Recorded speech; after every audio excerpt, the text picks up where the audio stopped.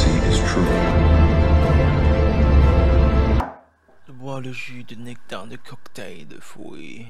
Bonjour, bonsoir à tous et à toutes, et bienvenue dans Jus de Ciné, l'émission qui parle de cinéma de façon plus ou moins rapide et agréable et qui se concentre encore en jeu de fou. On se retrouve aujourd'hui pour le 42e numéro de Jus de Ciné, qui sera consacré au mois de janvier et de février 2024. Cela faisait bien longtemps qu'il n'y avait pas eu de Jus de Ciné. Je vous renvoie vers le bilan cinéma 2023, sorti assez récemment sur la chaîne, pour comprendre pourquoi. Je ne reviendrai pas là-dessus ici. Mais oui, du coup, enfin on les jeux de ciné, et je suis déjà en retard sur 2024. Ça commence bien, et forcément, vu que le bilan cinéma a déjà pris beaucoup de retard lui-même, les jeux de ciné prennent du retard aussi. Du coup, ce jeu de ciné sera sur 2 mois étalé. J'aurais pas même pu faire 3 d'ailleurs, parce que normalement la vidéo sortira peut-être sur les derniers jours de mars. Mais à mon avis, ça va être tout début avril, donc j'aurais pu faire le mois de mars aussi sur cette vidéo-là, mais bon. Voilà, j'essaie d'être plus réactif pour le mois de mars, que normalement l'idée c'était de faire une émission par mois. Déjà c'est raté, tant pis. En tout cas, juste vous dire que j'étais extrêmement touché par vos retours sur le bilan cinéma. La vidéo a très bien marché, j'en suis très content parce qu'elle m'a pris beaucoup de temps. Donc vraiment, je suis ravi. Je vous rappelle le principe pour celles et ceux qui ne connaîtraient pas. Je vais tout simplement revenir sur tous les films que j'ai vus sur les mois qui viennent de s'écouler. Le ou les mois qui viennent de s'écouler. Les mois en l'occurrence ici. Donc janvier, février 2024. L'émission a eu plusieurs formats. Il y a eu du format vidéo, il y a du format plus audio podcast. Parfois je revenais longuement sur les films, parfois je donnais juste un avis assez rapide. Ça n'a pas arrêté d'évoluer au fur et à mesure. Pour ce numéro-là, je reviens sur un format audio podcast et avec des avis un peu longs, entre guillemets, pas trop longs non plus. Je vais pas dire juste 3 phrases sur chaque film, ça va être de l'impro, je vais essayer de revenir un peu plus en détail sur chaque film que j'ai vu. Donc je vais essayer à peu près de me limiter à 1 minute, 1 minute 30 par film, au grand max, en sachant que je vais un peu tricher parce qu'il y aura du montage, mais voilà, en plus je me répète beaucoup, donc il y a moyen que je coupe pas mal de passages au montage et que du coup ça réduise un peu la durée, ce qui sera plus confortable pour moi entre guillemets. Et je ne parlerai pas ici des films de 2023 que j'ai rattrapé sur le mois de janvier pour le bilan cinéma. Pour moi, l'année 2023 est derrière nous, et donc les films de 2023 aussi. Donc du coup, c'est pas tous les films que j'ai vus en janvier-février, mais du coup les films qui datent d'avant 2023 ou de 2024. Voilà. On est donc parti, on commence avec Martyr, réalisé par Pascal Laugier, sorti en 2008, plus ou moins un classique du cinéma de genre français, qui est un film effectivement assez choc, on va dire, qui a beaucoup interpellé le public, qui je crois avait une interdiction de moins de 18 ans à l'époque de sa sortie. Alors maintenant je crois que ça a été révisé à moins de 16, mais on reste sur un film quand même qui est violent autant psychologiquement que visuellement, je dirais. C'est un film que je voulais voir depuis très longtemps, parce que j'adore le cinéma de genre français. Et au final, j'ai trouvé ça surprenant, dans le sens où je m'attendais pas du tout à ça. C'est un film qui est effectivement un peu en 3 parties, je dirais, chacune étant assez imprévisible. C'est-à-dire que le film, on voit comment il commence, mais c'est compliqué de savoir où ça va se terminer. Ce que je savais du film, en fait, ça ne constitue que 15-20 minutes du long métrage. Donc après, du coup, je me suis fait surprendre par les twists. C'est un pur film de genre dans le sens où on change de catégorie de film presque toutes les demi-heures. Ça marche plutôt bien. Déjà, je trouve que c'est bien réalisé, je trouve que ça joue très bien aussi. Le duo principal notamment est assez impressionnant. Dans sa radicalité, c'est assez jouissif à regarder, et en même temps il se passe pas mal de choses intéressantes. On a l'impression que le film peut basculer à tout moment dans une autre catégorie, puis finalement non. Et vient après cette dernière partie, avec laquelle j'ai eu un peu plus de mal, notamment sur la forme. Je vais pas du tout dire ce qui se passe, mais en gros le film enchaîne pas mal de fondus au noir. En fait on va avoir un enchaînement de scénettes. J'ai trouvé le procédé extrêmement lourd. Déjà que ce qui se passe c'est assez dur psychologiquement, mais en plus donc il y a ce procédé là qui j'ai trouvé vraiment rébarbatif, parce que vraiment ça arrive une bonne dizaine de fois, et donc tu te dis au bout de 3 fois on a compris le truc quoi. Et non, le film continue machin, mais cette partie est rattrapée par son final que j'ai trouvé assez fou. Encore une fois, le film bascule complètement dans autre chose sur cette fin là. Il y a beaucoup d'imperfections, il y a beaucoup de petits défauts par-ci par-là, mais c'est un film qui est assez audacieux, c'est un film qui est constamment surprenant, et il y a des vraies qualités formelles malgré tout dedans. Vraiment content de l'avoir vu, enfin. C'est un film qui selon moi mérite sa réputation sans qu'il soit parfait. Malgré tout, c'est un film à voir selon moi, parce que y a quelque chose d'assez original et unique dans ce film-là. Le Cercle des Neiges, réalisé par Juan Antonio Bayona, qui est sorti sur Netflix en tout début d'année. Donc adaptation de cette histoire vraie de ce crash aérien. Enfin voilà, c'est les personnes qui ont été rescapées de ce crash et qui ont dû survivre jusqu'à arriver à l'impensable, on va dire, sans trop en dire encore une fois. Je trouve que c'est un film qui est réussi. Le crash d'avion notamment est assez impressionnant. C'est plutôt bien réalisé, il y a un bon casting. Visuellement c'est assez intéressant. C'est toujours le côté un peu adaptation d'histoire vraie, c'est que forcément il y a toujours un procédé un peu mécanique. C'est pas forcément le style de film que j'apprécie le plus, hein, vous commencez à le savoir. Mais voilà, ça reste bien exécuté. Il faudrait vraiment qu'il y ait une approche très différente, mais ce genre de film pourra jamais être un coup de cœur pour moi. Mais c'est un bon film. Indéniablement, c'est un bon film, réussi, parfois un peu scolaire et parfois un peu académique, mais le côté adaptation d'histoire vraie oblige. Parce que le film reste quand même dans un certain cadre, on va dire. Captive, réalisé par Arnaud Despaillères, sorti fin janvier. Un film assez particulier dans son approche. La forme est particulière, la mise en scène est assez particulière, elle est à la fois inconfortable et en même temps assez stylisée. Le casting est assez bon, on retrouve notamment Mélanie Thierry ou encore José Balasco ou même Carole Bouquet. Quelques seconds rôles aussi qu'on a déjà vu par-ci par-là. Je l'ai vraiment pas trouvé le film intéressant, je trouve que ça se suit plutôt bien, mais il faudrait que c'est assez déstabilisant dans sa forme. C'est pas toujours très maîtrisé, notamment son montage. Il y a quand même certaines séquences qui sont assez réussies. C'est plutôt captivant dans l'ensemble. Quelques défauts assez notables. Parfois, on sait pas trop où le film veut aller. On sait pas trop sur quel pied il danse. En fait, ça surtout ça. En fait, il y a un côté un peu inégal. Si ça vous intéresse, pourquoi pas? Ça se tente. Ça se tente. C'est le genre de film qui se tente. Pareil, il y a un côté historique aussi qui pourrait paumer le film, oui et non. Encore une fois, c'est pas toujours vrai, mais disons qu'on sent un peu moins le côté académique, je dirais. Encore que ça se discute, mais bon. Du coup, c'était pas désagréable. Pas un film incroyable, mais pas désagréable. Godzilla Minus One de Takashi Yamazaki. J'avais dit que ce serait un film de 2024 pour moi dans le bilan cinéma, puisqu'il est sorti en salle vers chez moi en janvier. Donc pour moi, c'est un film de 2024, donc j'en parle ici. Godzilla Minus One, donc, qui avait pas mal buzzé quand il est sorti en décembre, alors que Godzilla, dans le cinéma américain, fait des conneries avec King Kong. Le Japon a décidé un petit peu de reprendre un peu de remontrer qui étaient les patrons, on va dire, vis-à-vis de Godzilla. Alors après voilà, Godzilla, moi je le connais assez peu, j'ai juste vu le film de Gareth Edwards en fait, maintenant que j'y pense. Et si, j'ai vu aussi Godzilla 2, Roi des monstres, qui est nul à chier. Mais par contre Godzilla de Gareth Edwards c'était assez intéressant, parce que Gareth Edwards, encore une fois metteur en scène qui a une certaine vision, un peu comme The Creator dont j'avais parlé dans le bilan cinéma, c'est-à-dire que scénaristiquement c'était très bancal, mais visuellement il y avait de sacrées trouvailles et il y avait des scènes qui étaient assez impressionnantes. Encore une fois, dans le rapport au gigantisme de Gareth Edwards qu'on lui connaît bien. Bref, ce Godzilla Minus One, qui avait notamment été vanté pour ses effets spéciaux, et d'ailleurs le film a gagné l'Oscar des meilleurs effets spéciaux, parce qu'effectivement le film a un budget ridicule de 15 millions de dollars, hein, ce qui est ridicule.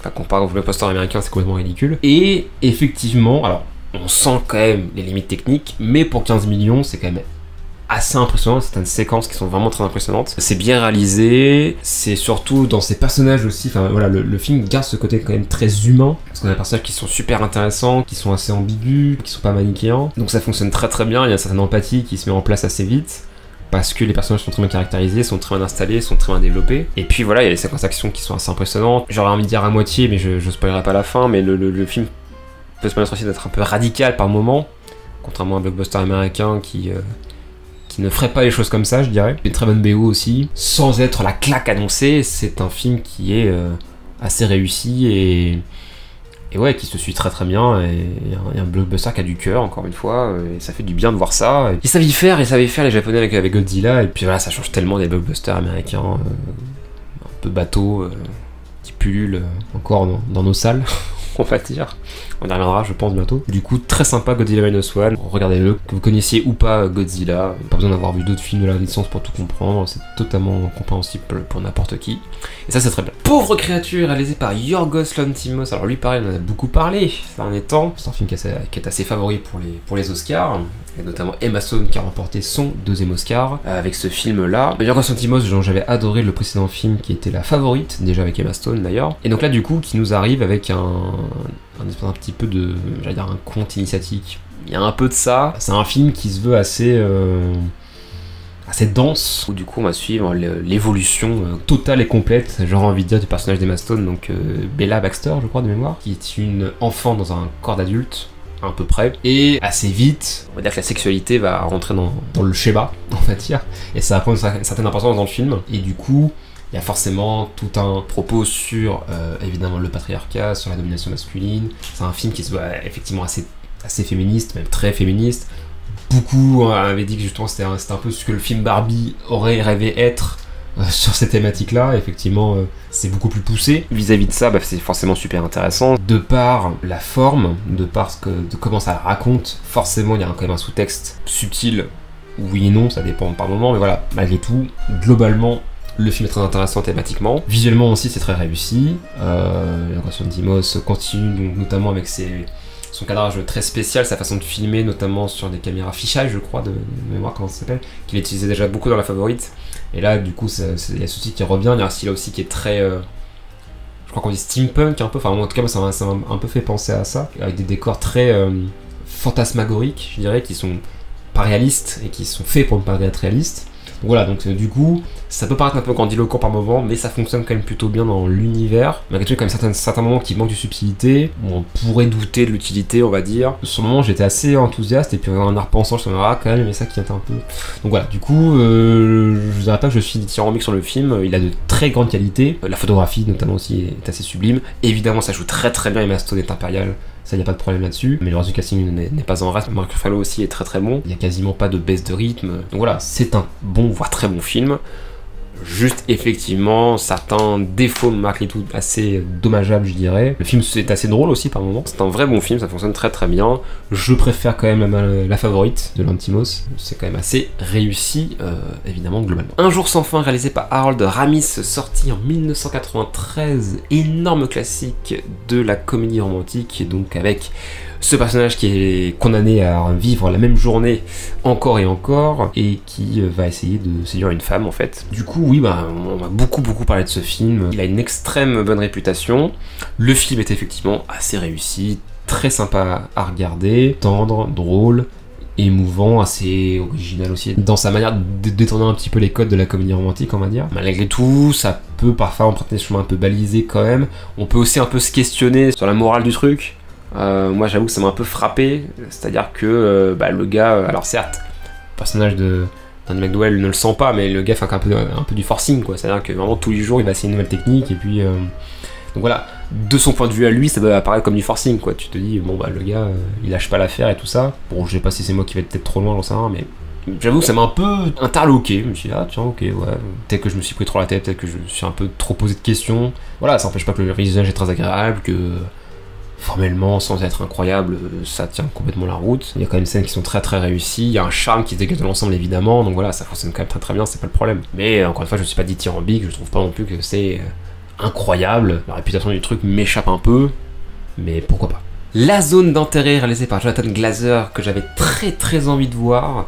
Jonathan Glazer qui avait réalisé notamment Under the Skin, c'était son précédent film qui était sorti il y a déjà 11 ans, je crois, 2013 si je ne me trompe pas, avec Scarlett Johansson, qui était un sacré ovni pour le coup, qui racontait en gros les histoires d'une extraterrestre qui avait forme humaine. L'extraterrestre était sous les traits de Scarlett Johansson, qui utilisait ses charmes pour attirer des hommes dans un piège, on va dire, sans trop en dire. Là, on est totalement autre chose, puisque on va suivre un commando d'Auschwitz qui habite juste à côté du camp. Littéralement, c'est-à-dire qu'on va suivre leur vie de famille, avec leur beau jardin, leur belle maison, qui se situe juste à côté du camp, pour un résultat qui est complètement, je dirais, fou. Je sais pas si c'est le meilleur mot, mais je trouve que c'est assez dingue comme film, parce que le parti pris, c'est qu'on ne va absolument rien voir, en fait. On va entendre, mais on ne va rien voir de ce qui se passe à côté. On va vraiment suivre cette vie de famille, tout ce qui est de plus banal et de presque chiant d'ailleurs, mais dans un contexte absolument horrible, absolument malsain, et d'une inhumanité absolument cruelle, mais en même temps, il y a un côté tellement ahurissant qu'on peut être cassé, abasourdi par ce qu'on regarde, et en même temps, il y a un poids des images. Un fameux plan du film où on voit donc... ils ont une piscine, etc. On voit des amis de la famille, etc. Ils s'amusent, c'est vraiment une belle journée. Et puis tu vois la fumée du train en arrière-plan. Et tu te dis, mais putain, mais c'est incroyable, c'est tellement improbable. Et pourtant. Enfin, vraiment, j'ai pas les mots. J'ai été abasourdi pendant la séance. Il y a vraiment des moments où tu te dis, mais c'est pas possible, quoi. Comment c'est Et vraiment, t'as des dialogues aussi qui sont d'une cruauté. Et c'est absolument hallucinant. Je trouve le film incroyable, tellement puissant, tellement fort. Et dans cette banalité du mal, dans cette banalité de l'horreur, c'est un film qui fait froid dans le dos, vraiment. Ça joue très très bien, la mise en scène est d'une précision chirurgicale. Esthétiquement, c'est super intéressant, il y a notamment ces fameuses scènes en négatif, que je vais pas spoiler ici, mais qui sont aussi, que je trouve assez dingues. La musique aussi, l'ambiance globale est horrible, vraiment la musique est horrible. Et puis encore une fois, vu qu'on va rien voir, ça va surtout être sonore, et qu'on constamment dans un bruit de fond, on aura des coups de feu, on aura des cris. Mais non, on se concentrera pas là-dessus, l'important, pour le film en Encore une fois, c'est cette famille d'une banalité sans nom et c'est effrayant. C'est effrayant et c'est un sacré coup de poing. C'est un des films de l'année pour sûr. Il faut le voir absolument. Puis ce final qui est absolument génial aussi. Enfin voilà. Sacré film. Sacré film. J'ai pas du tout été déçu. Je l'ai trouvé assez incroyable. C'est d'une puissance assez folle. Et alors cette musique de fin va longtemps me hanter. Vraiment. Donc bravo. Cinéaste rare.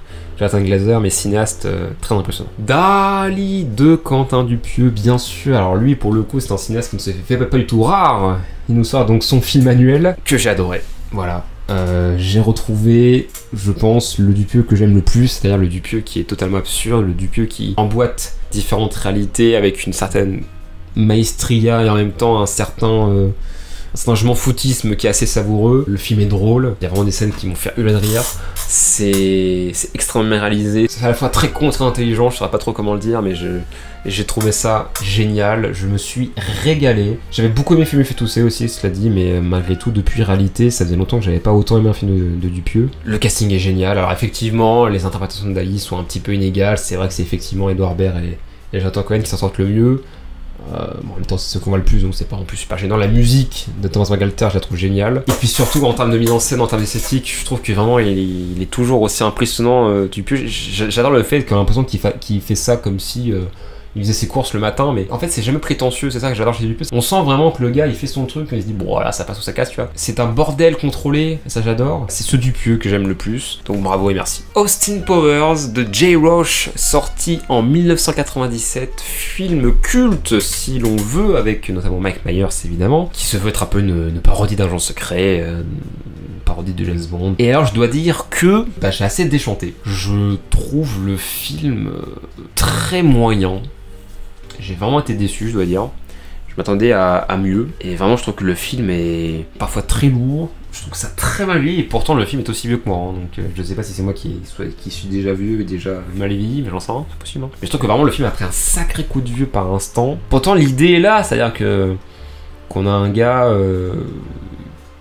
qui n'a pas vécu plusieurs décennies, du coup il arrive un peu dans un nouveau monde plus moderne, etc. L'idée est géniale, mais je trouve que c'est tellement mal exécuté, je trouve qu'il n'y a aucune personnalité dans la mise en scène, je trouve ça d'une platitude sans nom, je trouve que vraiment c'est lourd, très lourd par instant, aucun personnage n'est attachant selon moi, j'ai franchement pas été emballé. J'attendais vraiment à rentrer dans le délire et tout ça, enfin je trouve que le début est assez sympa, et il a fait sa fameuse musique aussi qui est assez culte et tout ça. Non, j'y crois pas une seconde, quoi, il y a vraiment un truc qui m'échappe complètement. Dans le même genre, je trouve que Johnny English est bien plus drôle et bien plus percutant, bien plus conscient de son sujet de base, et... Alors, je sais pas si c'est vraiment comparable, mais je sais pas, dans le même genre de parodie d'agent secret, Johnny English pour moi est vraiment bien plus drôle et bien plus attachant que ce Austin Powers. Donc voilà, bon, j'essaierai peut-être les suites à l'occasion, mais j'avoue que là, j'ai pas mal déchanté, quoi. Très déçu. Franchement pas ouf, voilà. Si vous avez des arguments pour défendre Austin Powers, je veux bien les entendre avec grand plaisir, mais moi je reconnais que franchement non, je suis pas du tout rentré dedans. Désolé. Oh les amis, on arrive à un gros morceau là. Je vais tous les faire à la suite et je vais essayer de faire assez vite pour chaque film parce que je pense que ça vaut pas le coup dépasser 1 heure. Parce que figurez-vous que en février 2024, j'ai regardé tous les Twilight. Tous les films Twilight. Et oui, c'est réel. Le premier, réalisé par Catherine Hardwicke, sorti en 2008. Et franchement, très honnête. Alors c'est pas un grand film évidemment, loin de là. Mais franchement, au vu du matériau de base, le film, déjà esthétiquement, est assez intéressant. Ça se permet quelques petites fulgurances visuelles et dans sa manière d'essayer de faire le plus possible de hors-champ avec et de faire des effets spéciaux pratiques, etc. Vraiment, ça se suit vraiment bien. Le premier film est franchement pas dégueulasse. Et je suis le premier surpris à vous dire ça, mais vraiment le premier film est presque intéressant à regarder. Alors il y a quand même certains moments où tu lèves un peu les yeux au ciel, parce que il y a déjà, là forcément c'est un peu les débuts, mais déjà tu te dis qu'il y a un truc qui est pas normal, qu'il y a un truc qui fonctionne pas, mais ça passe parce que je trouve que c'est un vrai film de cinéma. Et je suis assez surpris de dire ça, mais vraiment, le film est vraiment sauvé par son aspect visuel et par sa mise en scène, qui est franchement loin d'être honteuse, et qui rattrape un peu toutes les tares de Twilight, hein, que tout le monde connaît, notamment c'était sur l'amour, qui se veut quand même assez indigeste, insipide, mais avec le reste ça fonctionne. Le 2, Tentation, réalisé par Chris Weitz. Là par contre, oh mon dieu, c'est nul à chier. C'est le pire film de la saga, déjà je le dis tout de suite. C'est nul à chier. Alors là vraiment, il n'y a absolument rien qui va. Le triangle amoureux qui se met en place, on souffle mais tellement fort, je n'en pouvais plus, le film est long pour rien. Les rares scènes intéressantes sont expédiées en 5 minutes. On se fait chier, esthétiquement c'est moche, c'est dégueulasse, il n'y a aucune personnalité dans la mise en scène, c'est non, merci. Le troisième, Hésitation, réalisé par David Slade, rehausse un petit peu le niveau, c'est un peu plus intéressant esthétiquement, la mise en scène est un peu plus intéressante, il y a 2-3 scènes qui fonctionnent, malgré tout, c'est encore extrêmement laborieux dans son scénario, le triangle amoureux est toujours aussi insupportable, on n'en peut plus. Les dialogues, mon dieu, parfois, je l'ai pas dit pour le 2, hein, mais ça vaut aussi pour le 2, les dialogues sont tellement horribles. Alors après je l'ai vu en VF, peut-être que ça aide pas aussi, mais vraiment, on souffre très très fort. Il est mieux que le 2, mais c'est pas encore ça, hein, on est loin quand même d'être sur un bon film.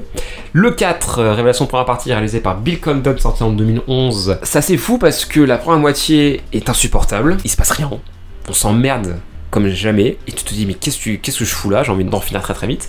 La deuxième moitié est étonnamment pas mal, commence à avoir un peu des enjeux qui se dessinent, notamment, je sais pas si je peux spoiler, en même temps tout le monde s'en fout, quand Bella est enceinte, à partir de là il commence à se passer un peu quelque chose, on a un peu peur pour les personnages, on se dit qu'il peut y avoir des conséquences, ça devient un peu intéressant, et honnêtement le film est un peu sauvé par sa deuxième moitié que j'ai trouvé assez intéressante. Alors voilà, encore une fois on est loin du grand film aux enjeux incroyables et tout ça, mais ça passe, il y a un truc qui se passe et tu te dis ouais ok c'est pas intéressant. Je dis pourquoi pas, ça reste moins bien que le 3 mais nous avons pensé à la première moitié qui est absolument insupportable, mais la deuxième moitié sauve un peu le truc.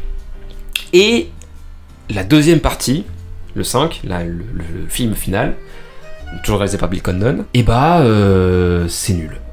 C'est nul, c'est un peu moins pire que le 2, mais c'est nul. Les effets spéciaux sont dégueulasses, je l'ai pas dit, mais à partir du 4, c'est une catastrophe. Où est passé le budget, j'en sais rien du tout, mais vraiment les effets spéciaux sont immondes, dégueulasses, ça pue la 3D à tous les recoins, et je crois que le budget du film était pas dégueulasse, donc vraiment tu te dis ça n'a aucun sens et c'est absolument inacceptable de faire ça. Ça ne raconte rien, là pour le coup c'est la première demi-heure qui ne sert à rien, on se fait chier, voilà. De toute façon, séparer ces derniers trucs en deux était évidemment une connerie totale, parce qu'encore une fois quand tu veux couper un truc en deux il faut avoir des trucs à raconter, ce que Twilight n'a pas. Même Hunger Games, hein, je l'avais déjà dit que c'est une connerie de faire le 3 en deux films, autant Harry Potter ça m'a donné une justification, Hunger Games c'était déjà pas terrible, alors là pour Twilight c'est vraiment la pire idée du siècle, donc c'est nul à chier. Ça essaye d'instaurer des personnages secondaires au forceps en 2 minutes chrono et ils vont servir à rien, on n'a absolument aucun attachement pour eux, et du coup ça fonctionne pas, encore une fois on a absolument rien à foutre de ce qui se passe, on a aucune empathie pour aucun personnage quasiment. Si, moi le personnage que j'ai apprécié c'est le père à la limite,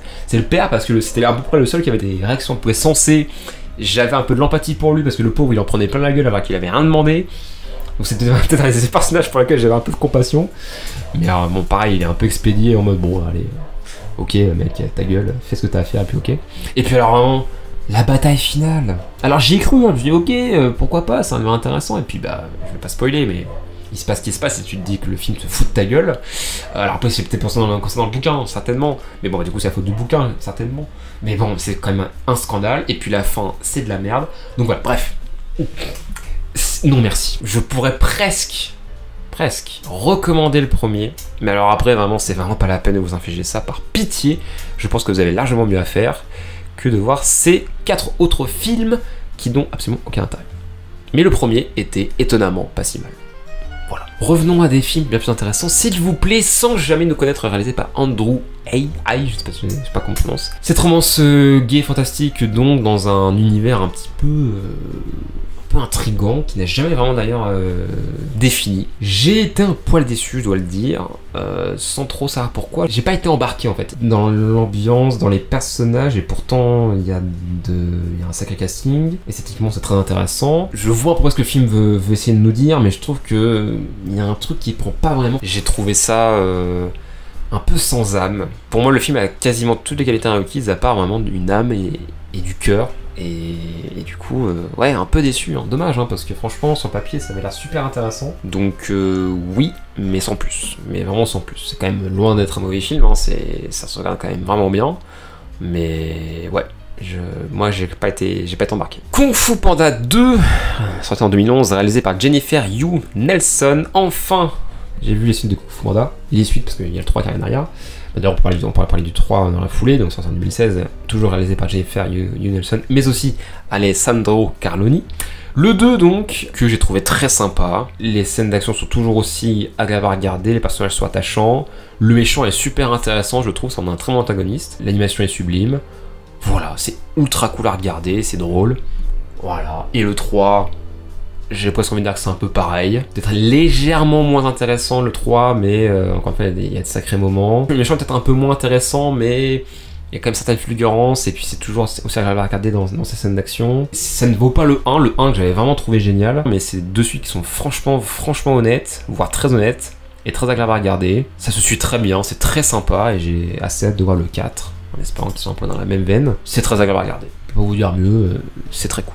Les Chambres Rouges, réalisé par Pascal Plante. Alors là les amis, je t'aurais peut-être pas le dire parce que je me spoil un peu, enfin je vous spoil un peu déjà le bilan de 2024, mais alors vraiment, c'est un giga coup de cœur. C'est à peu près tout ce que j'aime dans ce film. Et alors vraiment le cinéma québécois, il y avait déjà eu Falcon Lake fin 2022 que j'avais adoré. Et là encore une fois, je sais pas, il y a un côté québécois, film québécois qui fait que du coup c'est un truc qu'on voit pas forcément tout le temps. Il y a une approche un peu différente. Et vraiment, c'est un film que j'ai trouvé assez incroyable dans ce que ça raconte, comment ça la raconte. Je trouve que la mise en scène est d'une classe folle. Je trouve que ça joue extrêmement bien. Je trouve que c'est un film qui est ultra tendu de la première à la dernière seconde. C'est un film qui, encore une fois, va lorgner un petit peu du côté thriller, voire même horrifique, presque un peu. Il y a des scènes où vraiment je retenais mon souffle. Il y a vraiment 2-3 moments d'une puissance assez folle. C'est un film, encore une fois, qui se veut assez imprévisible. J'étais vraiment embarqué, je suais à grosses gouttes. J'ai trouvé ça incroyable. Vraiment, j'ai pris une tarte, j'ai pris une giga tarte. Je trouve le film très réussi, même excellent. Vraiment, c'est un film que j'avais envie de voir depuis un moment. Je l'ai vu tard en plus. Il n'avait pas été distribué vers chez moi quand il est sorti. Il est arrivé un peu plus tard. Et j'ai dû me déplacer un peu pour le voir en salle. Et vraiment, je regrette pas parce que j'ai vraiment pris une tarte incroyable. C'est ça avec le regard. Ceux qui ont vu le film comprendront, mais rien que cette scène-là, tu te dis, putain, mais qu'est-ce que c'est fou. Puis ce plan séquence du début aussi, qui est d'une maîtrise absolue. Et dans les dialogues, et dans la direction d'acteur. Non, c'est très fort. C'est tellement imprévisible. Et puis en plus, ce qui est génial, c'est il y a cette fin qui est ambiguë. J'adore les fins ambiguës. J'adore le fait que tout n'est pas si facile, tout n'est pas si simple, tout n'est pas si limpide. Et ça demande réflexion. À tout moment, on se dit que le personnage peut basculer. C'est génial. C'est tout ce que j'aime dans ce film-là. Donc vraiment, si vous l'avez pas vu, je vous le recommande à fond. Il faut voir Les Chambres Rouges, vraiment. Si vous aimez le thriller psychologique, vous allez péter votre crâne, comme disent les jeunes. C'est génial. Et ce qui est moins génial, c'est le dernier film, c'est Cocorico, réalisé par Julien Hervé. Je vais faire très vite, parce que vraiment, j'ai pas envie de parler de ce film trop longtemps. Il y a 2-3 vannes qui fonctionnent, je dis pas. Mais sinon, c'est tout ce qu'on pourrait penser d'un film avec Vincent Clavier. C'est rétrograde, c'est bête, il n'y a aucune mise en scène. C'est un téléfilm TF1, voilà, je peux pas vous dire mieux en termes d'esthétique. Et voilà, ça enchaîne les vannes pour moi qui sont racistes. Alors le film se veut être justement... alors regardez, on se moque des racistes, mais c'est un film raciste pour moi quand même, malgré tout. Comme Question d'Info 2 quelque part. Si vous trouvez Question d'Info 2 raciste, c'est un peu pas le même délire. Hein. Le concept, qui aurait pu être un peu rigolo sur le principe, ne fonctionne pas et n'a qu'un prétexte pour balancer de la vanne ultra facile et téléphonée à la chaîne sans aucune subtilité. C'est d'une lourdeur, et puis les personnages sont tous antipathiques. C'est d'une lourdeur infinie. Non merci, c'est ciao. C'est la fin de ce jeu de ciné, merci à vous tous de l'avoir suivi. On se retrouve la prochaine fois donc pour plus de films. D'ici là, vous voyez des films en salle. Je vous embrasse. Bonne journée, soirée. À très bientôt. Ciao.